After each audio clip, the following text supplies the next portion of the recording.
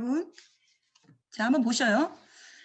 12년도에 나온 액티브 호프라는 책인데 이미 읽으신 분 계실 수도 있어요. 근데 이제 저는 이제야 읽고 너무너무 감동을 받고 혼자 읽기보다는 이것은 정말 마음에 맞는 동료와 같이 읽어보면 너무 좋겠다. 여러분이 좀 전에 진로하면 떠오르는 이 단어들을 총망라한 것들이 이 안에 있어요. 그리고 굉장히 큰 전 세계적인 흐름들, 그리고 사회적인 모순 구조적인 것, 그래서 우리 교사들에게 굉장히 정말 우리가 잃어버린 것들이 무엇일까, 이렇게 가서는 안 되는데 우리 계속 우리 나름대로 열심히 살고 있는데 어디서부터 잘못됐을까에 대한 굉장히 통쾌하고 명확하고 그리고 굉장히 깊은 울림들을 이곳에 기록해 있어서 정말 권하고 싶은 책인데, 제가 책 선전하려고 하는 건 아니고 너무 저에게 이후에 수업을 준비하는 거, 그리고 많은 교과 교사들과 같이 진로라고 두 글자로 굳이 말하지 않아도 충분히 여러 교과들의 아이디어가 이 안에 있고, 저도 과학 당장 생물 다양성 해가지고 생태계에 대한 어떤 아이들과 프로젝트를 진행하려고 하는데 여기에 몇 문장을 연결해 가지고 아이들에게, 중학교 1학년 아이들이어도 한번 던져보려고 해요. 여러분들 지금 액티브 오프 메모는 하셨죠? 그리고 채팅창에 한 2개의 자료 다운받으시면 제가 어제 요약한 거예요. 2개는. 모두 다 요약한 거 아니고요. 제가 이제 수업에 이거 굉장히 도움되겠다. 지금 현재 선생님들에게도 이제 이후에 이걸 같이 읽는 시간을 가지면 좋겠다. 인데 당장 책을 사서 읽지 못할 수 있을 것 같아서 이 발제한 거라도 오늘 선생님들께 드리면 이후에 아마 도움이 분명히 될 것 같은데요. 자, 이제 채팅창에 저처럼, 자, 채팅창에 아까처럼 써주세요. 여러분, 저는 이제 과학 교사들이 대부분이어서 과학이라고 한 것뿐이에요. 여러분들은 그림 속에 떠오르는, 저는 과학이었어요. 제가 아이들에게 이걸 이제 중학교 1학년들과 올해는 수업을 하고 있는데, 아이들에게 그 다음 이제 어디 단원을 가려고 할 때 사진 2장을 주고, 얘들아, 이 그림 속에서 떠오르는 과학 관련된 건 뭐든지 써봐. 아이들은 이제 출석 체크를 하기 위해서 항상 사랑합니다라고 저희 학교 인사거든요. 근데 이제 사랑합니다는 그만 쓰자, 우리. 그래서 저는 3월 처음부터 채팅창에 수업 시작과 끝을 언제나 제가 의미 있는 이번 단원과 관련된 질문, 이런 것들을 던지고, 아이들은 일찍 들어온 아이들은 좀 여유 있게, 늦게 들어온 아이들은 미처 이걸 못 써도 괜찮아요. 그렇게 좀 체크인을 해요. 그래서 아이들과 자연스럽게 수업으로 들어가거나 그렇게 가는데, 여러분들이 채팅창에 적어주신 걸 우리가 한번 보고 갈게요. 우리도 지금 제가 죄송하지만 힘을 가지고 있네요. 오늘 진행자다 보니까. 여러분들이 교사일 때 어떻게 해야 되겠다, 저 선생님처럼 하면 안 되겠다를 저를 통해서 잘 배우시면 돼요. 근데 사실은 얘들아 해봐 라고 아이들에게 우리가 하는 많은 발문들이 얼마나 교사 중심적인지는 지금 충분히 저를 통해서 경험하고 계실 거고, 네, 그런 것들을 선생님들의 교실에 가셔서 반면교사로 사용하시면 될 것 같아요. 지금 채팅창 한번 볼게요. 이 이미지, 왼쪽의 이미지와 오른쪽의 이미지 2개가 있는데, 여러분들 뭐가 떠오르세요? 함께, 공동체, 서로 기대어, 물질의 변화, 어우 감사해요. 생명, 비행, 역학, 네. 왠지 역학 이렇게 나온 게 고등학교 계신 것 같아요. 네. 고드름 맞아요. 저 마음과 통했어요, 원정미 쌤. 텔레파시, 네네, 찌지직, 네. 아이들도 처음에는 3월 처음 줌으로 이렇게 훈련할 때, 저는 이제 올해는 중학교 1학년을 훅 어찌어찌 이렇게 조절을 하다 보면 이제 학년이 예측할 수 없잖아요. 1학년을 뚝 내려와 보니까 하나하나 뭔가 하나씩 좁혀가면서 진짜 3월 한 달은 모듬 세우기 하면서 지나왔어요. 그리고 지금 4월은 이제 아이들이 잘하고 있고, 오면은 과학실에서 자기 모듬 활동들을 굉장히 열심히 하고 있고, 줌에서도 굉장히 그 모듬의 구조화가 잘 되어 있고, 그걸 극복하는 시간들이 정말 오래 걸렸어요. 3월, 4월 이렇게 걸려서 정말 이제 한 단원 겨우 지나가고 있는데 예전 같으면 '내가 이래 가지고 진도 언제 나가지?' 하고 엄청 두려웠을 텐데 지금은 그렇게 두렵진 않아요. 충분히 아이들이 잘할 거고 아이들과 그거 그때 못지않게 할 거라는 것이 인제 쪼끔씩 아이들에게 제가 배웠기 때문이에요. 여러분들에게 이렇게 채팅창에 써 보시라고 한 것은 제가 중학교 1 학년 아이들에게서 채팅창에 써 보라는 거하고 한번 확인해 보세요. 중학교 1 학년 아이들이 쓴 내용이에요. 제가 쓴 것도 있어요. 저는 카메라 렌즈는 제가 썼어요. 카메라 렌즈를 제가 썼고 작가의 시선 요 두 개는 제가 썼어요. 근데 아이들이 중력을 극복하는 날개짓 그리고 저기 뒤에 뭐 그 노루 뒤가 마치 용암 지금 그 화산 배우고 있거든요.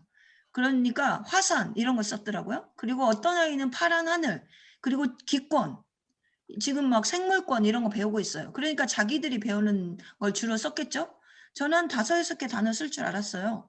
근데 이 아이들이 연력학 법칙을 쓰는 아이가 등장했어요. 어떤 아이는 자전을 등장시켰어요. 깜짝 놀랐어요. 그리고 어떤 아이는 안개, 그리고 액화를 썼어요. 어떤 아이는 그림자, 빛, 자연, 척추동물 이걸 썼어요. 제가 이 사진을 그냥 훅 던질 때 '과연 아이들은 뭐라고 쓸까?'라고 할 때 저의 의도는 생물권, 기권 지금 배우고 있는 지구에 대한 이야기만으로도 충분해.'라고 생각했는데 저는 놀란 걸 여기서 다시 배웠어요. '아 우리 자연에 있는 어떤 이미지 사진을 가지고 와도 이 아이들에게 과학의 용어들이 이렇게 총천연색으로 나오는구나.' 저는 갑자기 2 학기에 빛단원 나갈 거거든요, 1 학년. 오 빛단원 출발 충분히 다양한 걸 할 수 있겠네. 그리고 물질의 액화 상태 변화도 충분히 다양한 걸로 시도해도 되겠네. 오픈할 수 있겠네. 아이들에게 굉장히 다양하게 표현할 수 있는 기회 주겠네. 이것을 경험해서 이건 굉장히 직전에 사실 어 이번 주 월요일 이 수업이어서 제가 그냥 생생해서 이거를 여러분 제가 그냥 무조건 뭔가 말은 많이 하고 있지만 오랜 시간 여러분처럼 저도 같이 아이들과 어떻게 교과를 허물고 아이들의 삶에 아이들에게 가까이 관계를 중요하게 여기면서 가 볼까에 몸부림 중에 하나인데 이건 제가 저에게는 굉장히 설레이는 하나의 발견이에요. 그래서 선생님들에게 보여 드리고 싶었어요. 그리고 인제 다음에 저는 빛단원 나갈 때는 요 이미지 한번 써 봐야겠다. 빛단원에 들어가기 직전에 그때 이 이미지를 가지고서 애들이 어떤 얘기들을 할지 궁금하더라고요. 근데 이제 저는 일단 렌즈를 통해서 거꾸로 보이는 나무 여기만 포인트를 두고 빛단원에서 가 보려고 해요. 그럼 이제 아이들이 어떤 얘기를 할지 오프닝할 때 굉장히 도움이 될 것 같고요. 지금 우리는 수많은 지식을 아이들이 공부하고 저희는 가르치고 그리고 저는 심지어 과거에 집어넣는다고 생각하고 어떻게든 "이거 집어넣어, 집어넣어." 그리고 시험 외워서 "꺼내, 꺼내."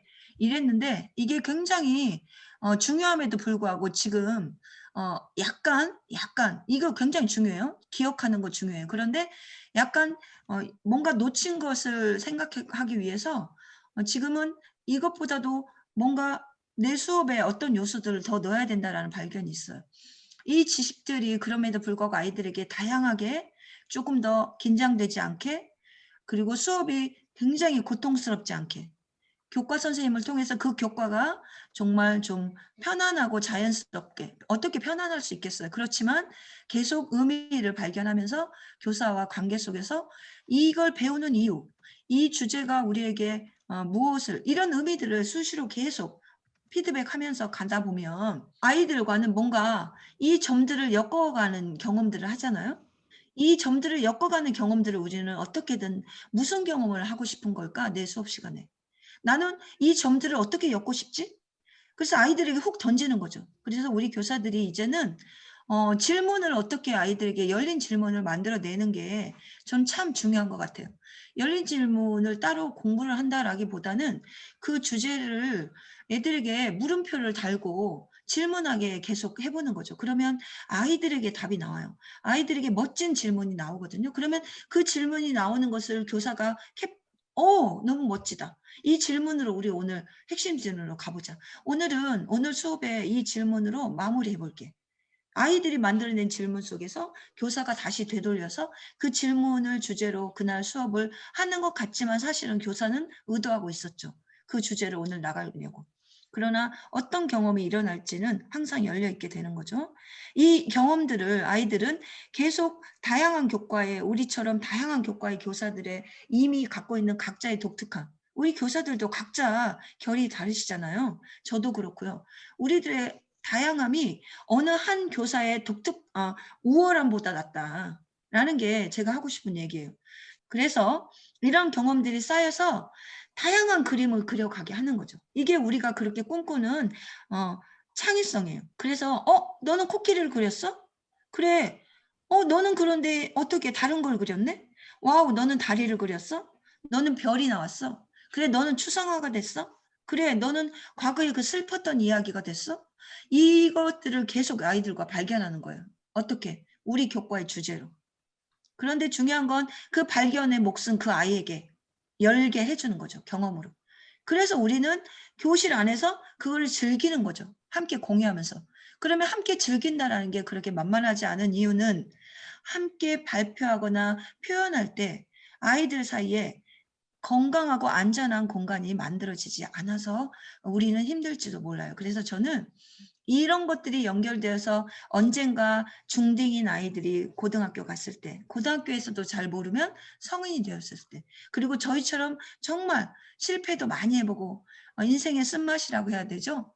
여러 가지 내가 원치 않는 일들을 경험해보면서 비로소 제대로 뭔가를 알아가는 그 지혜의 단계에 들어설 때까지 우리는 계속 아이들을 어떻게 하면 지식들을 다양하게 즐거운 경험들과 연결시켜서 의미 있는 경험들을, 그리고 가끔은 톡톡 튀는 정말 그 아이들만의 독특한 것들을 같이 발견해 가면서 지혜의 길로 갈까라는 게 지금 제가 계속 강조하고 있는 부분인 것 같아요. 하나를 같이 보실게요. 2년 전에 1학년 아이들에게 제가 요걸 출발해서 작년과 올해 굉장히 중요한 장기 프로젝트를 가고 있어요. 그 출발은 2년 전에 요 수업 덕분이에요. 음성에 대한 발표를 할 이은진이라고 합니다. 들리세요? 여러분 지금 다 제 목소리 잘 들리시죠? 네. 그럼 제 목소리가 과연 어떻게 여러분에게 전달이 되게 되는 것일까요? 지금부터 그 원리를 말씀드리도록 하겠습니다. 지금부터 다들 목에다가 손을 대고 이렇게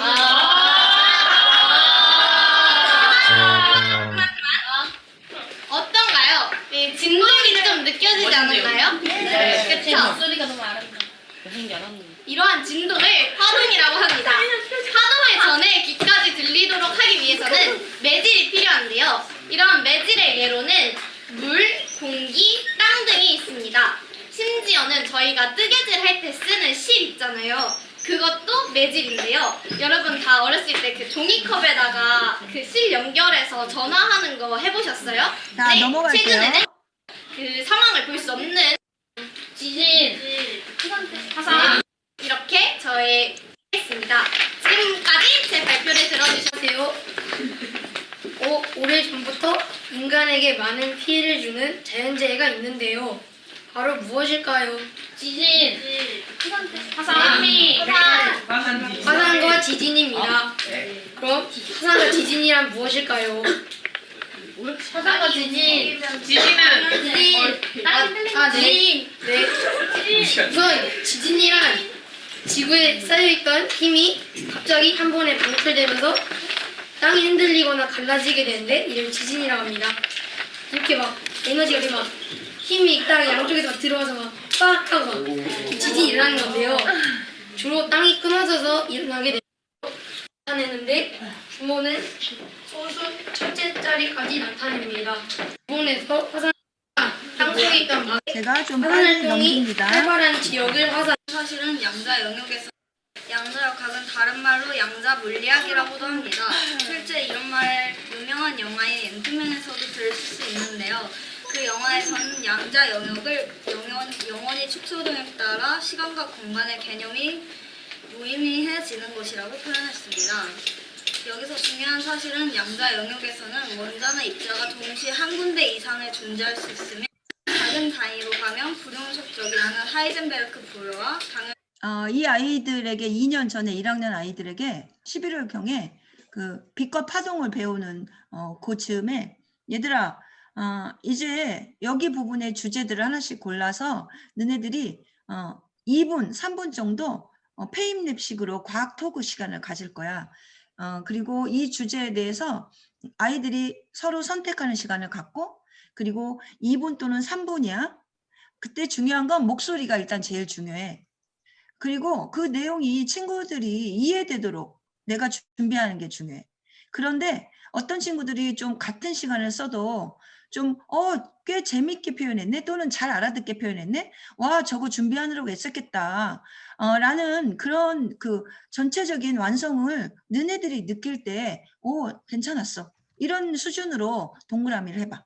그리고 정말 중요한 것은 마지막에 그 친구가 내가 평소에 알고 있는 친구지만 그 친구의 2, 3분의 내용 속에서 정말 의미 있게 새롭게 발견된 것이면 더 좋아. 그리고 내가 이 친구는 진짜 이런 줄 몰랐는데 이렇게 표현을 하네?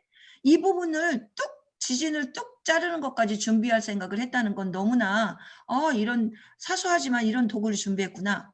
이런 강점을 발견하는 게 우리 모두의 역할이야. 제가 여기서 의도한 건 이거죠. 모두 앞에 목소리를 크게 내는 것뿐만이 아니라 앞으로 이어지는 장기 프로젝트 이런 것들에 익숙하는 과정을 계속 거쳐보는 거 그리고 그걸 가장 안전한 교실에서 먼저 해보는 거 1학년 때 해보면 2학년 때 훨씬 잘하죠. 그리고 더 중요한 건 너 어디 두고 보자 잘하는가 보자 이게 아니고 친구의 어떻게든 짧은 시간에 강점을 찾아내려고 하는 아이들의 태도, 그 관찰 의지 이런 것들을 저는 강조하고 싶었어요. 그래서 아이들이 꽤 꼼꼼하게 정말 그 시간을 이걸 기록하면서 집중하지 않으면 안 될 구조를 만들어서 계속 발표를 했는데요. 이 발표는 사실 의미 있게 기록으로 쓰니까 민감성이 좀 약하잖아요. 별로 애들이 민감하게 점수 없으니까 이럴 줄 알았죠. 근데 아니에요. 애들 준비 정말 열심히 했고요. 저는 이거를 도움받아서 2학년을 가르치게 됐죠. 이제 저 계획지 않았지만 2학년에 작년에 예상치 않게 코로나가 돼버렸잖아요. 코로나 상황에서 정말 평소에 제가 주로 하고 있었던 학습 코칭을 연결해서 읽기 전략, 질문 만들기 전략을 꾸준히 아이들에게 훈련했어요. 근데 이건 사실 너무 단순한데 제가 계속 이걸 훈련시켜서 아이들이 질문을 만들고 그 질문의 발표를 집에 있게 되잖아요. 그러니까 지금 패들렛이나 구글 프레젠테이션 같은 걸 가지고 아이들에게 저도 익숙하지 않지만 어찌되었든 이것을 마주해야 되는 입장이고 이 처절한 거죠. 이걸 한번 이 기능을 우리가 계속 해서 수업 공간을 만들어야 돼 얘들아. 우리 학교에 2주에 한 번 오는 적도 있었고 1주일에 한 번 오는 적도 있잖아. 그러면 학교에서 다 할 수 없잖아. 집에서 이것도 해보고 다시 학교 와서 이거는 해보고 이렇게 어느새 집과 학교의 수업들을 조절하면서 계속 저는 뭔가 이 구조를 만들어가고 있더라고요. 이 영상 하나 보고 갈게요. 이 영상 하나는 작년에 코로나에 기술과정 선생님께서 얼마나 저희 학교가 적막해요. 원래 계획은 그게 아니었죠. 찬란했죠. 그러나 선생님의 정말 기술과정 선생님의 의지가 담긴 그러나 저희 과학 선생님이랑 몇 교사들과 미리 이 코로나를 예측하지 못하고 그 전부터 고민했던 그 신랄 같은 희망을 여기에다 넣어봤어요.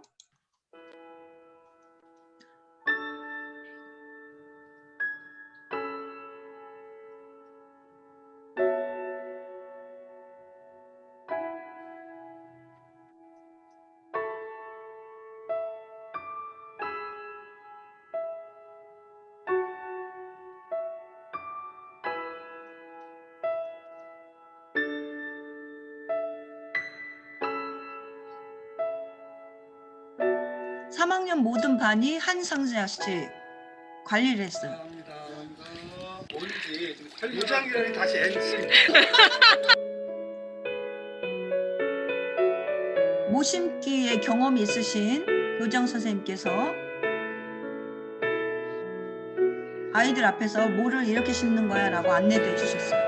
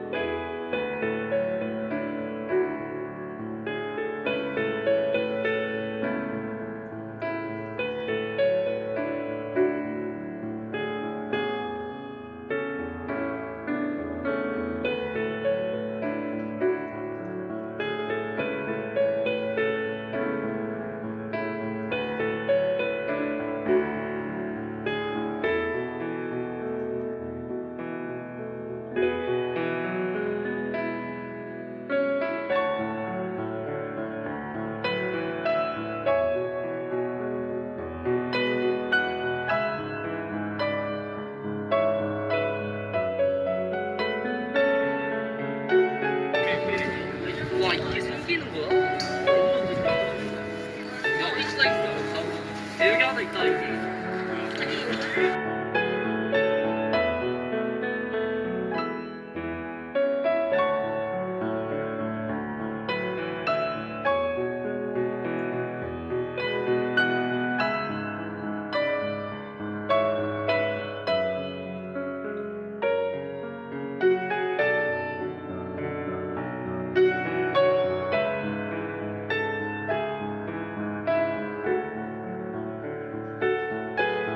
쌀은 정말 조금밖에 수확을 못했어요. 그렇지만 이 의미를 가지고 정말 조그맣게 떡을 해서 아이들이 이걸 어떻게 의미 있게 우리가 이 코로나의 이 정말 그 무거운 이 분위기를 우리는 어떻게 이걸 의미 있게 할까 했는데 아이들이 제안을 했어요. 3학년 아이들이. 1학년 아이들이 오는 날 1학년 아이들에게 떡을 하나씩 선배가 후배를 건네줘서 너 잘 지내 코로나여도 이렇게 응원하는 메시지로 전해주는 거 아이들이 결정했고 그렇게 아이들에게 3학년 1반은 1학년 1반에게 이렇게 떡을 전달해주는 식으로 연결했어요. 그리고 근처에 경찰서랑 근처에 저희 지역에도 좀 몇 개씩 좀 나눠드렸고요.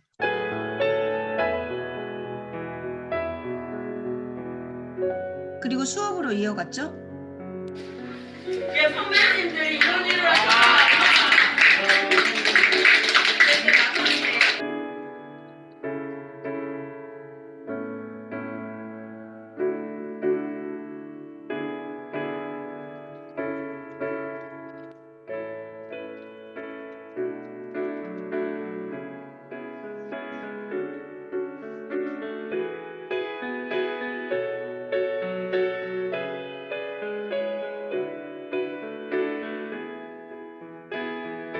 생명이 가지는 의미 중 하나는 머물러 있지 않다는 사실인데 이 생명은 다른 상태로 항상 변해서 순환하면서 그 자체로 살아가요.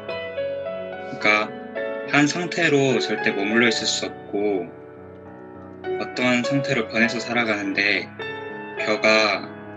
벼 자체로 머물러 있지 않고 집으로 바뀌어서 누구에게 활용된다든지 우리가 먹는다든지 이렇게 변해서 그 자체로 의미가 있는 거예요.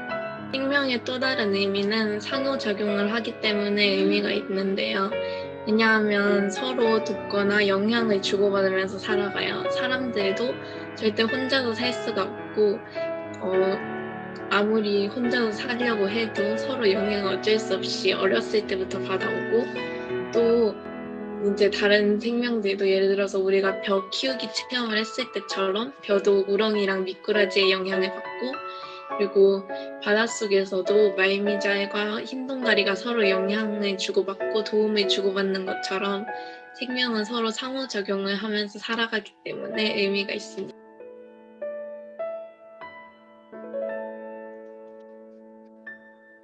이 모두 다 꽃이야 라고 하는 프로젝트는 사실 걸개식까지 너희들은 꽃이야 크게 학교 벽에 붙여놓고 작년에 출발했고요. 과학과 선생님께서는 기후위기로 이걸 연결했어요. 그리고 국어과랑 미술, 가정, 사회기술, 체육 해서 3학년 선생님들의 코로나임에도 불구하고 굉장히 그 전에 무언가를 해보자라고 선생님들이 했기 때문에 주제 자체가 굉장히 깊게 길게 그 마스크를 쓰고 아이들이 오는 날이 정말 너무나 짧았기 때문에 선생님도 막 가서 밭을 메고 그래야만 되고 더 많이 아이들 몫을 선생님이 하는 날도 있었어요. 그렇지만 굉장히 과연 2020년도에 교육에 의미 있는 결과들은 우리는 뭐가 있지라고 돌아볼 때 그래도 이게 너무 소중하더라고요. 그때 그 의미가. 그래서 저는 한 걸음 한 걸음 우리들이 가는 게 중요할 것 같다는 생각을 다시 말씀드리고 싶고요. 이제 제 얘기는 SQR을 선생님들이 모르셔도 괜찮은데 그 SQR이라는 게 일단은 여튼 학습 코칭 전략이에요. 저는 10년 전부터 학습 코칭을 아이들에게 해오고 있고 그런데 이번에 코로나 때문에 너무나 계속 자기주도 학습이 너무나 중요해졌고 그래서 이제 오히려 집중적으로 할 때구나라는 생각이 들어서 아이들에게 과학책 읽기 전략과 그다음에 질문 만들기 전략을 계속해서 과감히 작년에 수행평가를 과학책을 오픈해가지고 제가 임으로 과학 쪽수를 준 뒤에 아이들이 질문을 만드는 시험을 봤거든요. 수행평가로. 근데 제가 느낀 건 수행평가로 이렇게 오픈 테스트로 해보고 그 다음에 예전 방식으로 시험지를 만들어서 문제를 내서 풀게 2가지 지필고사를 봤을 때 정말 충격이었어요. 지필고사는 상상 이상으로 아이들이 생각보다 정말 우리가 기대했던 문항의 난이도를 아주 낮춰서 냈는데도 불구하고 충격이 컸어요. 아이들이. 그렇구나. 이게 이 공백이 이렇게 크구나. 그런데 오픈시켜서 너희들이 이 단원에서 뭐가 중요한지 질문을 만들어봐. 그리고 그 질문에 해당하는 답이라고 생각되는 것 또는 답이 과학책에 없는 것은 너네들이 그 질문에 답을 한번 써봐. 이것을 수행으로 했는데 훨씬 아이들의 결과가 제가 좀 너무 놀라웠어요. 1학기 때. 그래서 용기를 얻고 2학기 때는 이제 이 결과를 왼쪽과 오른쪽이 확연하게 같은 아이인데도 불구하고 다르게 나오는 것들을 저희 학교 선생님들도 굉장히 의미 있게 생각하시고 SQR을 사실은 그때 2학년 아이들만 SQR을 했거든요. 과학 선생님들 2분, 3분만. 근데 1, 2, 3학년 모두 다 정말 학습 코칭의 붐이 저희 학교에 2, 3년 동안에 지금 일고 있고 올해도 어떻게든 3개 학년에 코칭을 연결해서 가려고 지금 하고 있어요. 정말 선생님들도 학습 코칭 지금 제가 자꾸 책 선전하는 거 아닌데 별별 학습 코칭이라고 되어 있는 책이 이미 실습할 수 있는 교사 실습지도 다 들어있고 그렇게 되어 있어요. 그러면 자기 주도를 도와주기에 너무나 좋은 자료들로 되어 있어서 이걸 저는 선생님들에게 중요하게 연결하고 싶어요. 이 설명은 제가 드리기는 어렵네요. 일단 롤링북 프로젝트도 초반에 시도해봤던 멋진 프로젝트인데 지금은 롤링볼 프로젝트는 요즘은 안 하고 있어요. 요즘은 좀 더 탐구 중심으로 교사가 해보니까 초등학교 수준의 만들기 수준의 영역이 더 많이 있는 것이 처음에는 한두 활동은 의미가 있었는데 계속 만들고 막 이러느라고 정작 중요한 힘의 원리, 정작 중요한 그 중력의 원리 여기 부분을 더 시간을 할애하자라고 하는 반성이 있어서 이거는 한때는 정말 의미 있게 했어요. 최종 목표를 엄마에게 핸드폰 터치를 해서 엄마 사랑해요 문자를 한번 가게 해보자. 그랬는데 엄청 힘들었어요. 왜냐하면 정말 100번 했을 때 핸드폰 터치를 딱 해가지고 엄마에게 가는데 엄마가 또 당장 또 그 문자를 못 봐요. 이런 상황들을 경험하면서 직접 해보니까 감동스럽긴 했어요. 그렇지만 모든 아이가 만족스럽게 경험하기에는 여전히 이 주제는 저희들의 시도가 아름다웠지 지금 다시 하려면 더 만반의 준비를 해야 되고 어떤 시스템적인 준비를 해야 아이들도 성공감을 더 많이 느끼고 이런 좌충우돌도 있었어요. 근데 저는 가장 중요한 건 여러분처럼 어떻게 하면 배움이 안전한 교실 공간이 될까를 굉장히 중요시 여기는데 선생님들과 계속 2월부터 새로운 학년, 새로운 어떻게 그 학년의 아이들을 마주할까 이런 것들을 계속 이야기를 하면서 과학과는 정말 안전하게 3월, 4월 아이들과 어떻게 할지 이렇게 이제 선생님들과 과학과 선생님들과 같이 만들어 가고 있거든요. 근데 이제 제가 선생님들이 생각할 때 역량을 중요시 여긴다. 진로에서 그 힘, 자신이 초딩이어도 중딩이어도 그때그때 상황마다 자신이 선택하는 힘. 그런데 그 선택하는 힘이 자신을 기쁘게 하고를 뛰어넘어서 상대도 기뻐지는 것이 우리가 가려고 하는 정말 미래의 건강한 선택인데 자기 중심적인 진로만 선택하고 내가 나의 성장, 나의 어떤 것 계속 나에게만 포인트를 두는 건 어느 단계에서는 자연스럽게 뛰어넘어야 된다.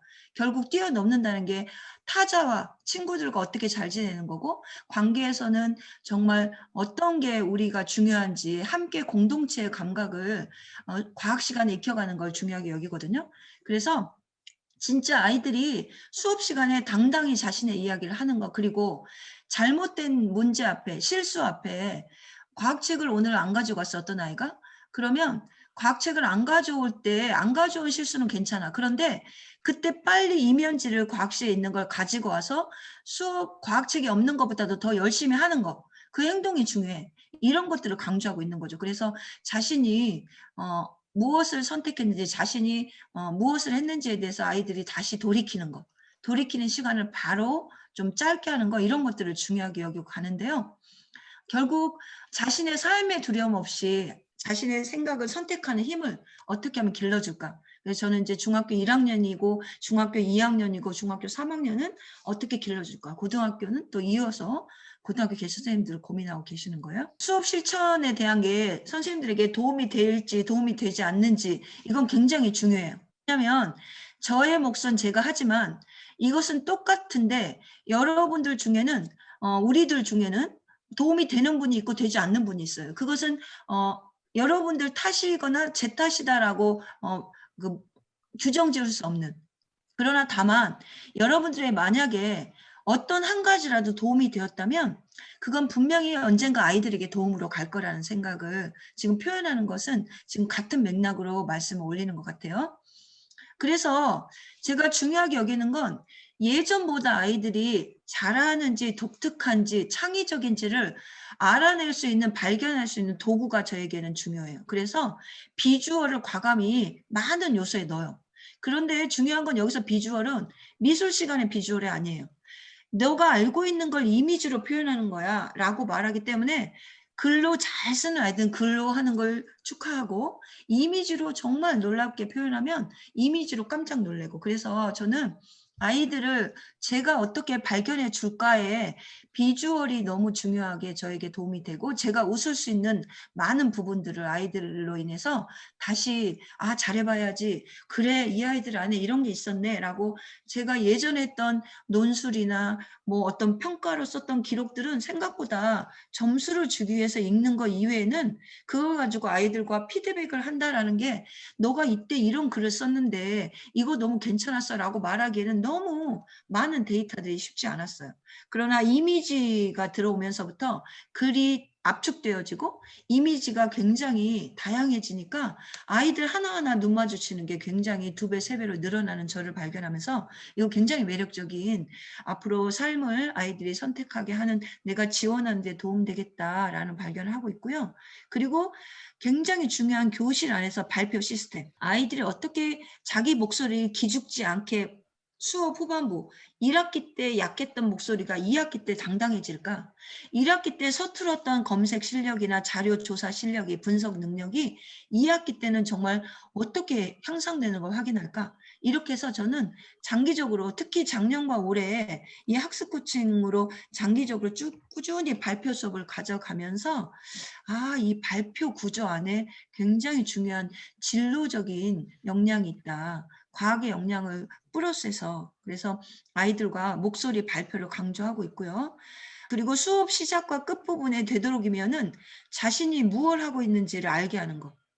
오늘 과학 지식이 중요한 것보다도 더 중요한 건 내가 오늘 그 지식이 나한테 어떻게 느껴졌고, 나한테는 어려웠는지, 나는 여기까지 알았지만 여기는 모르는 건지, 여기 모를 때는 내가 어떻게 할 건지, 이런 부분에 대한 것을 강조하고 있어요. 그래서 배움 일기를 강력하게 계속 반복해서 배움 일기 없으면 그냥 과학 시간에는 있을 수 없는 어떤 것처럼 계속 반복해서 없을 때마다 다시 배움 일기 하고 있어요.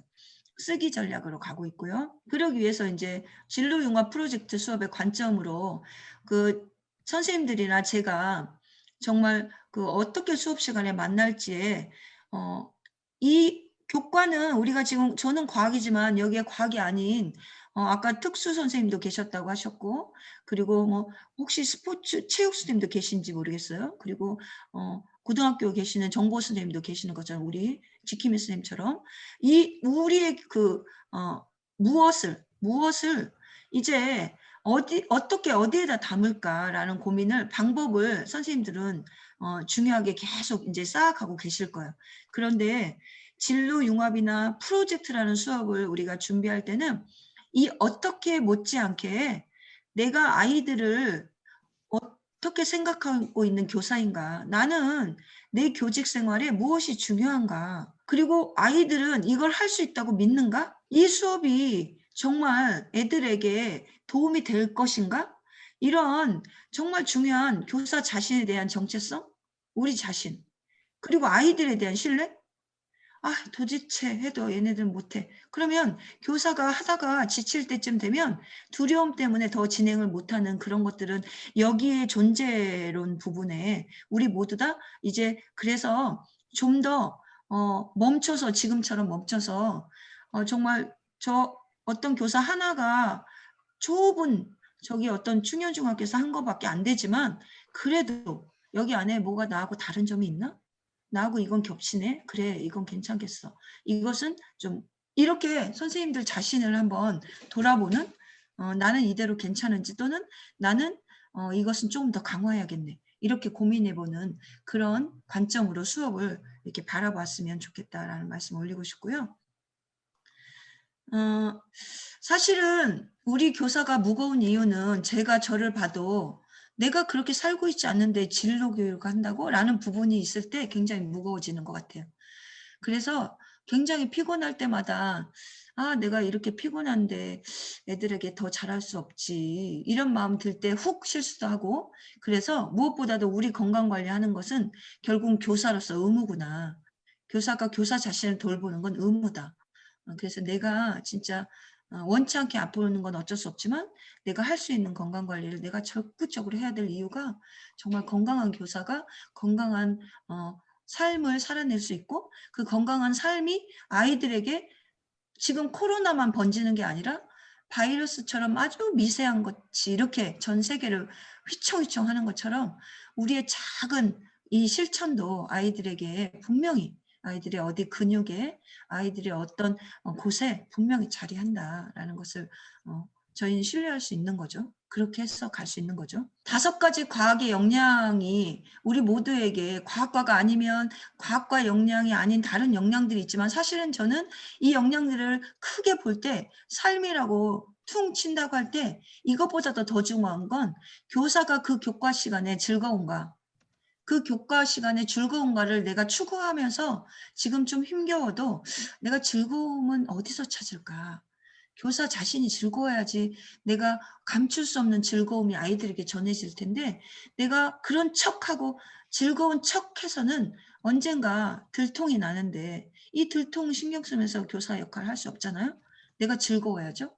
그래서 내가 즐거운 것을 우선적으로 내가 즐거운 주제를 선택해보는 게 중요하다라는 말씀을 드리고 싶고요. 그래서 3월에는 어떻게 하면 과학 세우기를 하고 4월에는 어떻게 하면 아이들이 과학책과 주제를 정리하는 훈련을 하면서 진도를 쓱쓱 나가고 5월부터서는 이제 약간씩 긴 텀으로 3, 4월은 짧은 텀으로 경험과 모둠을 익숙하기 위해서 가고 5, 6월부터서는 이제 성취 기준 중심으로 수행평가를 툭 던지는 것으로 가고 7월은 방학 전에는 1학기 어땠는지를 돌아보면서 2학기의 중요한 프로젝트를 뭘 하는 게 지금 이 아이들과 제일 적절할까를 약간 그 교사가 감을 잡고 아이들과 1학기 후반부를 보내면서 12월에 좀 장기 프로젝트를 가고 그리고 12월 말쯤 단원이 다 끝났을 때는 그때까지 해왔던 근육의 배움의 근육으로 프로젝트를 해왔던 그 힘으로 아이들과 어땠는지 올 1년이 어땠는지 그리고 우리 모두에게 발견하는 것들이 아이들에게 이제 어느 정도 성장했는지를 확인하는 시간으로 큰 흐름으로 이렇게 가요. 그러나 이 흐름이 제가 어느 학년을 맡느냐에 따라서 여러분들처럼 여러분들의 주제들을 연결해서 가는데 저는 이게 큰 어떤 내 교과 안에 틀에 해당하는 거라고 말씀드리고 싶어요. 어떻게 하면 안전한 공간을 조성할 것인가. 아이들에게 제 설명을 하고 시작해요. 그래서 이미지가 뭔가를 훨씬 더 쉽게 우리에게 다가온다는 거 아이들에게 하면서 앞으로 잘 그리는 게 목표가 아니라 내가 생각하는 걸 이미지로 표현하는 걸 좀 중요하게 수시로 선생님이 제안할 테니까 한번 가보자. 이렇게 아이들한테 얘기해요. 그러면서 첫 시간, 둘째 시간 이런 시간들은 계속 아이들과 뭔가 실수에 대한 이야기를 해요. 뭔가 수업에 긴장되는 일들이 벌어질 때 우리 괜찮아. 그렇지만 앞으로 계속 가보면서 선생님이 한마디씩 해볼게. 너네들이 너무 소중한데 너네들이 실수하는 행동과 너네 소중한 너네들은 별개야. 선생님은 계속 소중한 너네들을 존중할 거고 그러나 행동에 있어서는 어떤지는 말을 할 거야. 기분이 언짢을 때도 있지만 그 기분보다 더 중요한 소중한 너희네들이 그 다음 어떻게 할지는 계속 선생님하고 소통하면서 가. 이런 얘기를 해가면서 가고요.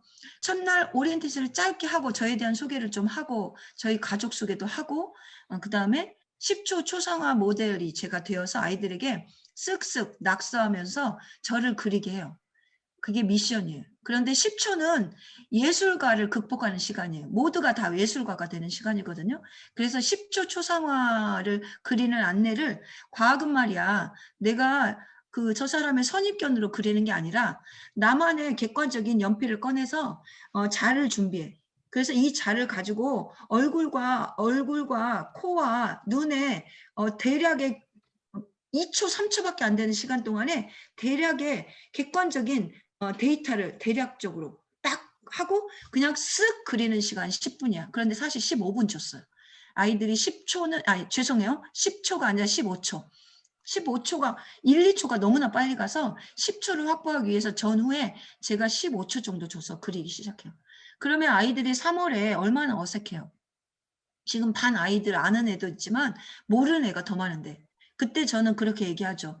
선생님 지금 이렇게 서 있는데 얼마나 너희들한테 얼굴을 그리라고 선생님이 이렇게 서 있는 게 얼마나 쑥스러운지 아니?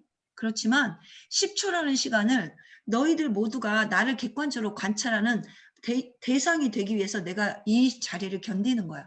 대신 이 자리를 견디는 그거를 우리 모두 돌아가면서 해볼 거야. 그렇게 하고 아이들을 첫날과 둘째 날은 계속 10초 초상화 그려요.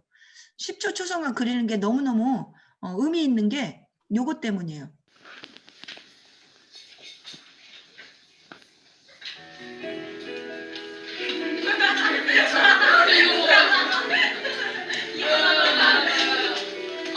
첫날밖에 안 되는데 여러분 첫날 과학 시간에 이렇게 웃은 경험이 없는 저 같은 교사는 황홀해버렸어요. 아이들이 웃는구나. 애들 웃으면 됐어. 그래서 첫날과 둘째 날 1번부터 29번까지 다 그렸어요. 그런데 10초, 15초 그리면서 저는 옆에서 타이머 역할을 하고 옆에서 관찰을 해요. 저는 훨씬 애들보다 못 그리지만 제가 이 아이는 머리가 이렇게 길구나. 얘는 안경 썼네? 요것밖에 못해요. 제가 진행을 하느라고. 그렇지만 저는 옆에서 아이들 모습도 힐끗힐끗 보면서 아이들은 서로 우리 반 아이들을 멀뚱멀뚱 보는 거 아이들 너 왜 나 꼬라봐 이러는 시대잖아요. 제대로 못 보잖아요. 근데 공식적으로 모델이 되어주고 초상화를 객관적인 관찰에 과학의 관찰의 중요성을 설명하면서 출발해보는 거예요. 그래서 아이들이 그려요. 저희가 의미 있는 것은 관찰이 중요하지만 첫날 이 웃음꽃이 너무 중요해요. 저 너무 업됐어요. 아이들이 웃으면서 출발했구나. 그리고 이거를 그려서 보면은요. 자기들이 만족스러운 이미지들을 애들이 별표를 하라 그래요. 그러면 와 생각보다 놀라운 이미지가 10초, 15초 그렸는데도 애들 중에 정말 비슷하게 그린 아이들이 등장해요. 그래서 첫날, 둘째 날 아이들과 꽝 놀라워 버려요. 그리고 지금 이 보여드린 것은 지금 이제 제가 1학년의 앞에 지구계를 배우고 있는 지금 1학년 올해 모둠을 구성하는 지금 거의 한 달 동안 쓱 모둠을 구성하는 방식이에요. 첫 단원이 지구계라 화성암과 태적암과 변성암과 광물을 배우는 것이 되어 있어요. 그때 저는 아이들의 이름을 모둠의 이름을 화성암, 태적암, 변성암, 광물로 딱 주고 프로젝트를 준비하는 예행 연습을 이때 해요. 그러면 아이들은 목표가 분명해지고 아주 단순하게 과학책의 내용이 있고 그리고 단순하게 목소리 큰 게 목표예요. 왜냐하면 지금은 목소리도 줌에서 내기 어려운 시절이니까. 근데 이 프로젝트를 하고 나면 화성암에 대해서 퇴적암에 대해서 변성암에 대해서 광물에 대해서 쫙 아이들이 자기 스스로 공부한 걸 발표를 해요. 그런데 4명이서 같이 발표해야만 해요. 그렇기 때문에 말하고 싶지 어색해도 빼꼼히 하고 소그룹도 빼꼼히 들어가고 모둠장도 손들고 제가 할게요 하면서 자유롭게 아이들이 선정하고 이러면서 긴 시간은 들이지만 전체적으로 이렇게 봄까지는 갈 거야. 그러면서 봄에 지금 벌써 프로젝트를 2번째 들어가고 있어요. 아이들과. 그리고 이제 모둠이 익숙하고 활동들을 아주 제법 잘해요. 어떤 활동을 하냐고요? 미스테리 박스 활동을 해요. 요 이제 3월 셋째 주쯤 되면 아이들과 과학 수업의 철학을 아이들과 같이 나눠요. 얘들아, 미스테리 박스가 있어. 이제 이 미스테리 박스를 우리가 증거를 찾을 거야. 열 수 없어. 열 수 없지만 우리는 고작 듣거나 손으로 감각밖에 없어. 너네들은 최대한 증거를 메모하면서 이 증거가 최종적으로 어떤 물질이 있을 것인지 4명이 합의해서 적는 거야. 이렇게 하면서 제가 컨퍼런스를 진행을 해요. 모의 컨퍼런스를 진행을 하면 아이들은 지난주 영상이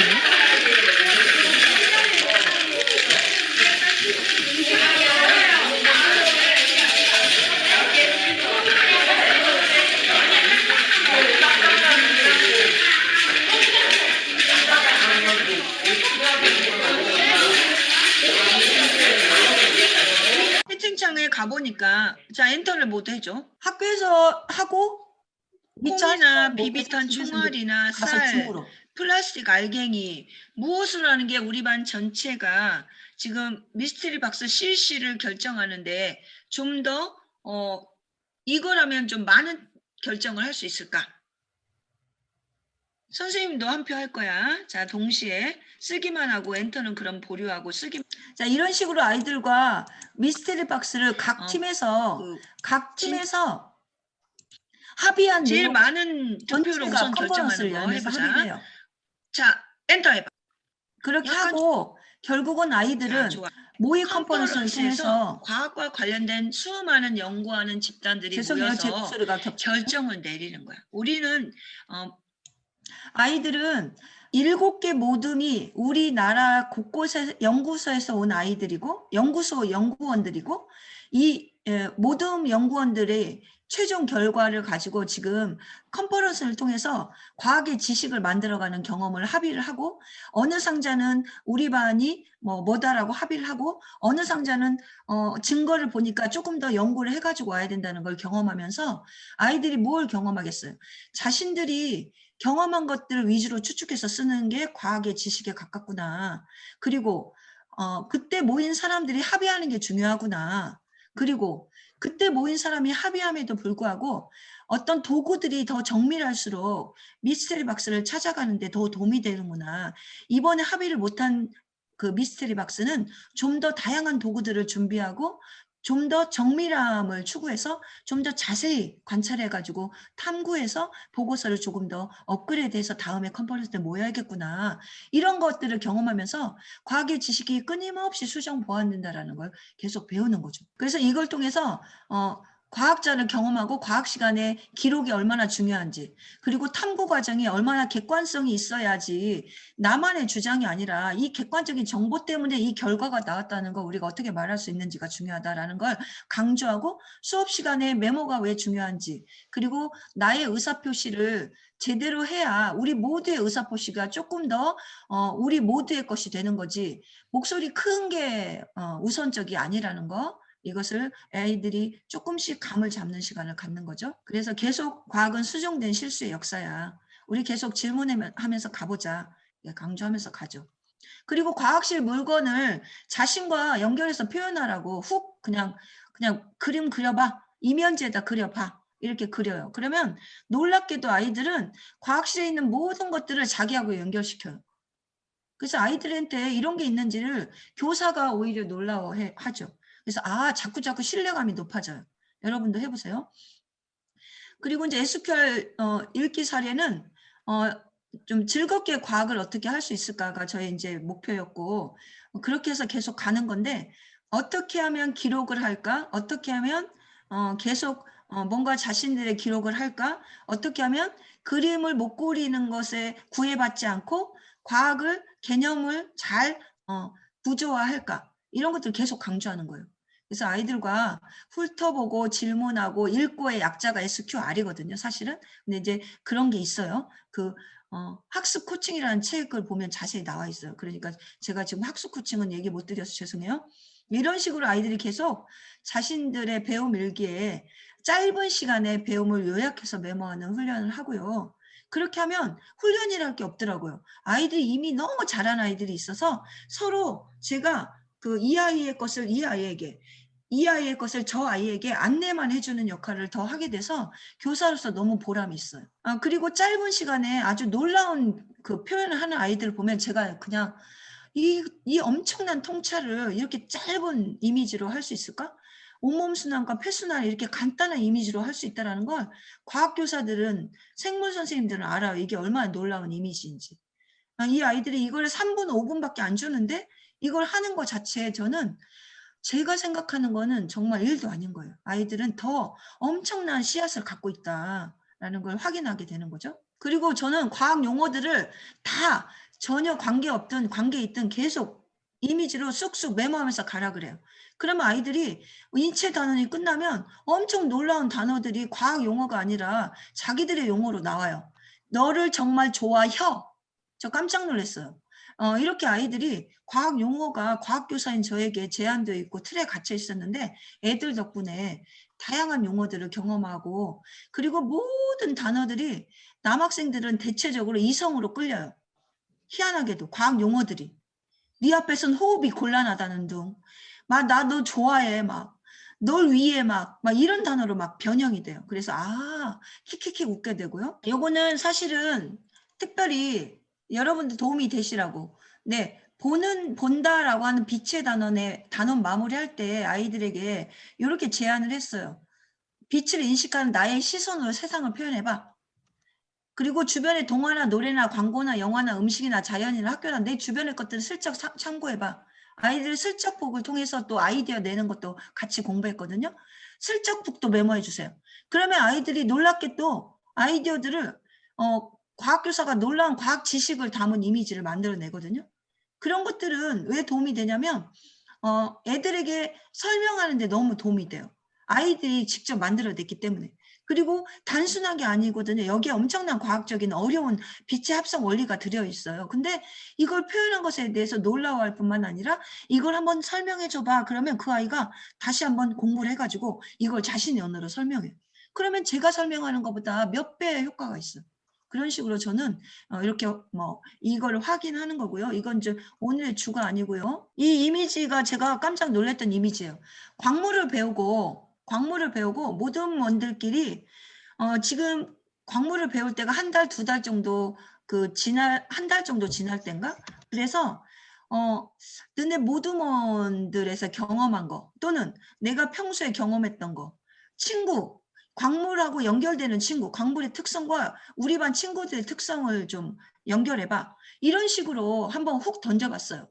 그런데 이렇게 친구들을 연결해가지고 아이들이 과학적인 지식을 연결했을 때 저에게는 상상할 수 없는 놀라움이었어요. 여러분들의 과목은 더 상상할 건 없어요. 아이들이 그렇게 한다는 거죠. 제가 좀 증거를 보여드리는 거예요. 네, 이것도 도움이 되실 거예요. 어느 교과든 아이들이 그 어떤 영상 실력은 엄청 높아요. 아이들이. 그러나 여기서 기억할 거와 기억하지 않아야 될 거. UCC를 만드는 것은 사실은 엄청 매력적이긴 한데 교과가 동시에 UCC를 만드는 건 절대 안 되고요.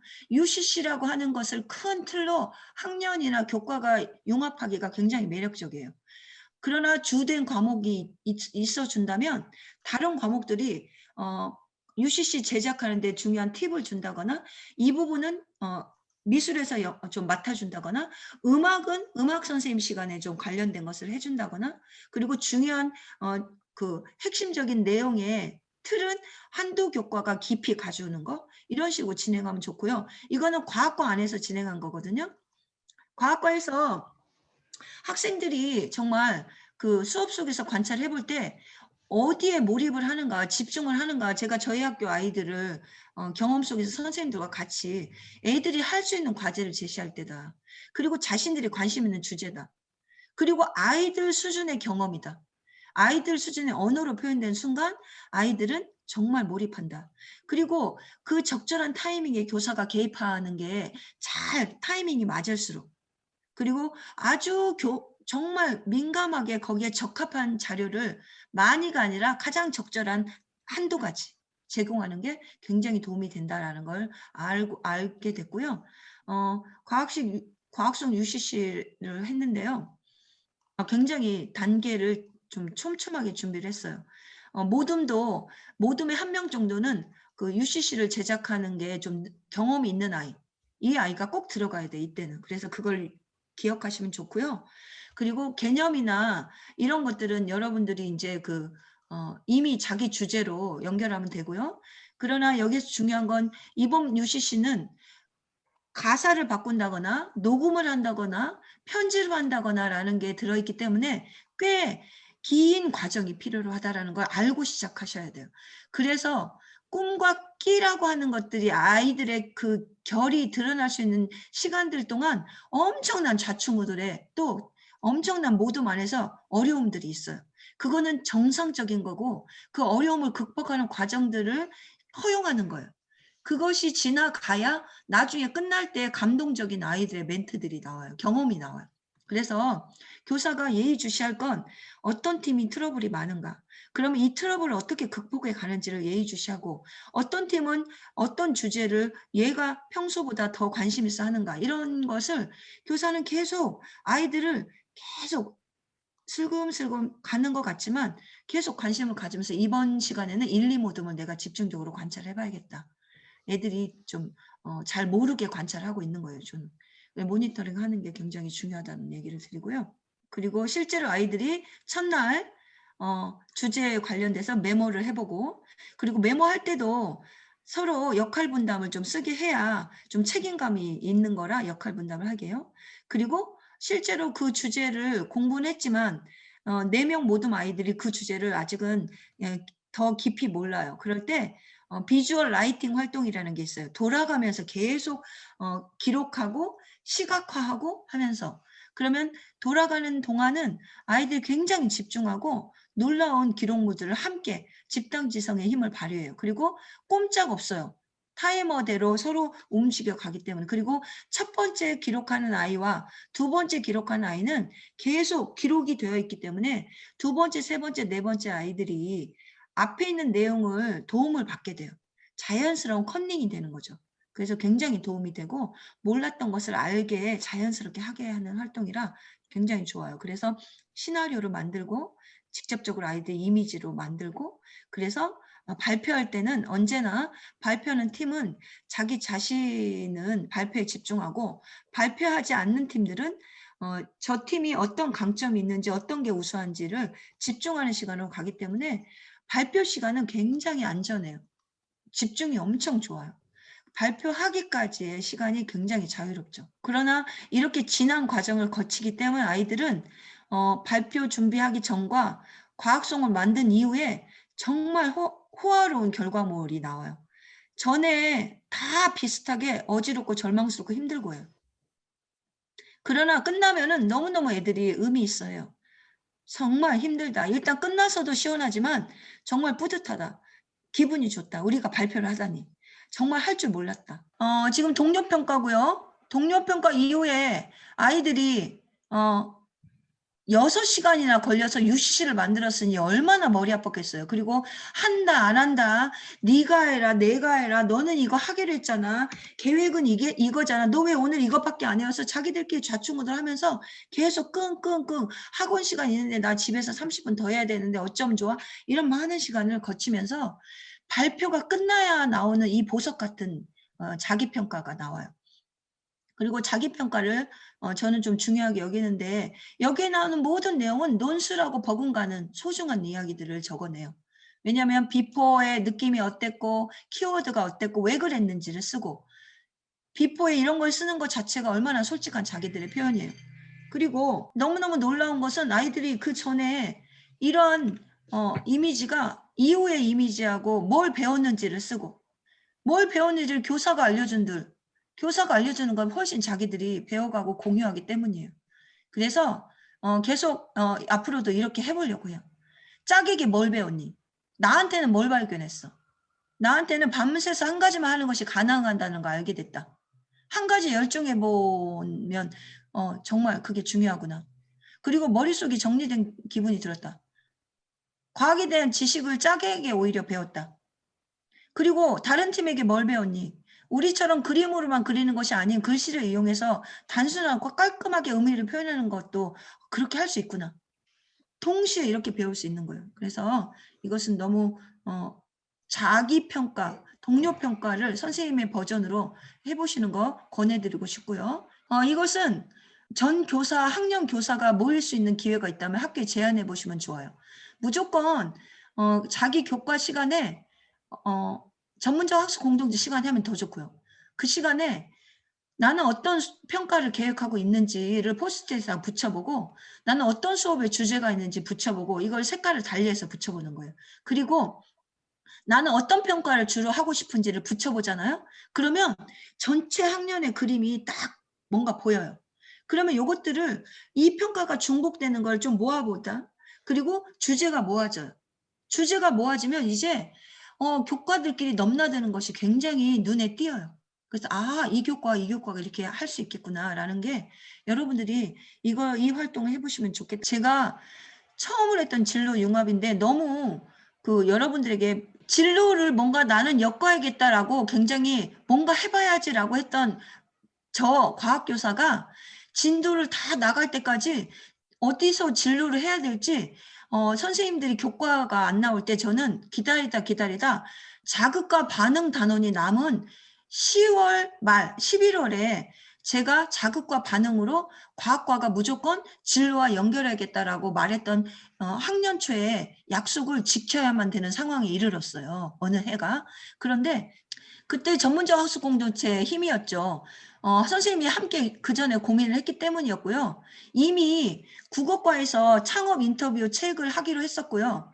영어과는 창업 발표를 영어로 하기로 했고요. 사회과는 그러면 브랜드화해서 아이들이 그룹으로 계속 이어가면 그 아이가 창업할 수 있는 고민을 다른 과목에서 이미 했다면 거기에 관련된 브랜드를 만드는 것을 한번 사회과에서 해보겠다 했고 저는 중간에 과학과가 끼어 들어간 거예요.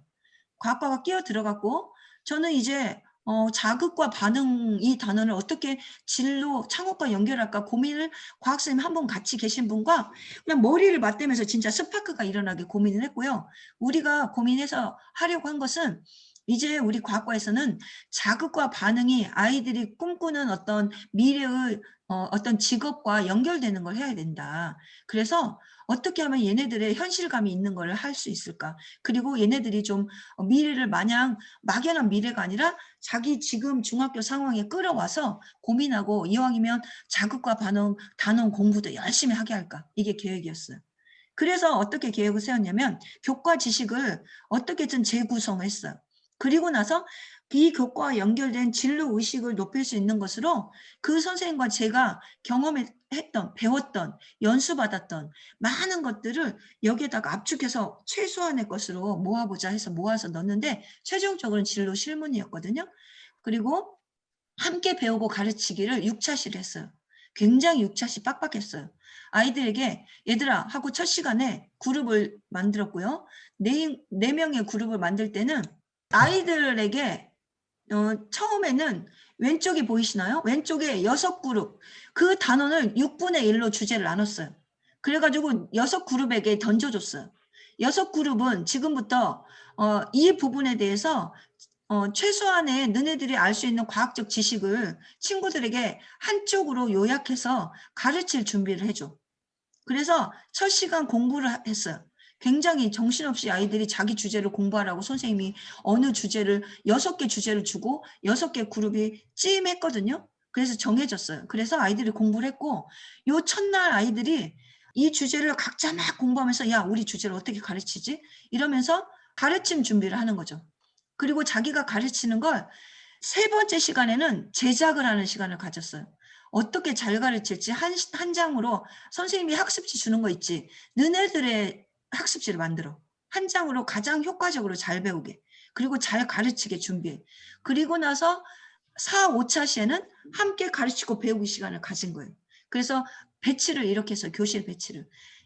6 모드면 이렇게 배치를 하고 번호 순으로 그리고 잘하는 애와 못하는 애가 엇갈리게. 왜냐면 잘하는 아이는 그래도 잘하는 아이는 조금 더 이해를 못하는 아이를 잘 도와줄 수 있고 중간 그룹, 그 다음 그룹 이렇게 엇갈려서 했거든요. 그렇게 해서 발표를 하고 그다음에 6차 시에는 제가 과학실에 모여 그래서 초콜릿과 레모나 새콤한 거와 달콤한 것을 아이들에게 하나씩 먹으라고 했어요.